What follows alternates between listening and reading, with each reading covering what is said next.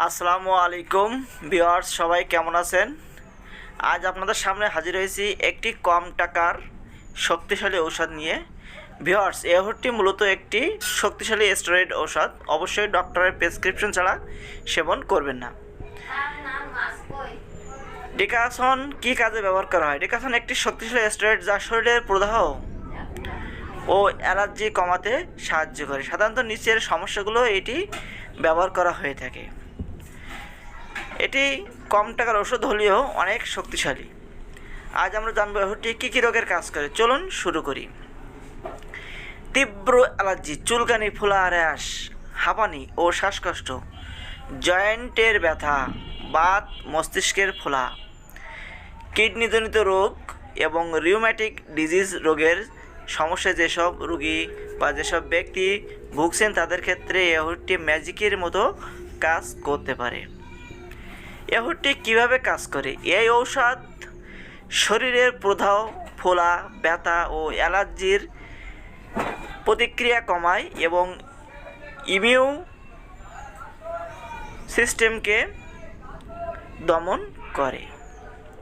Viewers, অবশ্যই একজন রেজিস্টার্ডভুক্ত prescription ছাড়া ওষুধটি সেবন করবেন না। আমি আবারও বলছি, খাওয়ার সঠিক নিয়ম।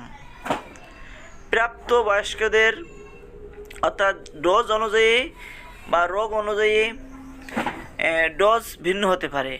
সেক্ষেত্রে প্রাপ্তবয়স্কদের ক্ষেত্রে রোগীর প্রয়োজন অনুযায়ী প্রতিদিন 1 মিলিগ্রাম থেকে 10 মিলিগ্রাম পর্যন্ত সেবন করা যাবে।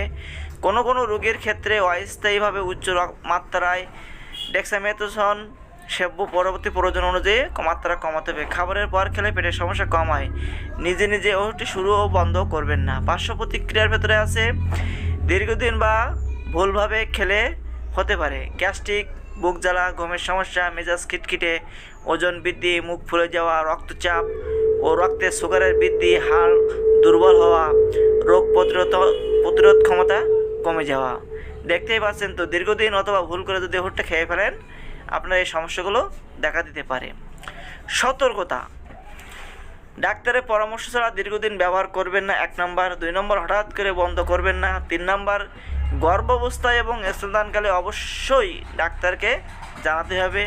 4 নম্বর, ডায়াবেটিস, উচ্চ রক্তচাপ, আলচাপ থাকলে সতর্কতার সাথে ব্যবহার করতে হবে। এবং 2026 সালে প্রতি পিস ট্যাবলেট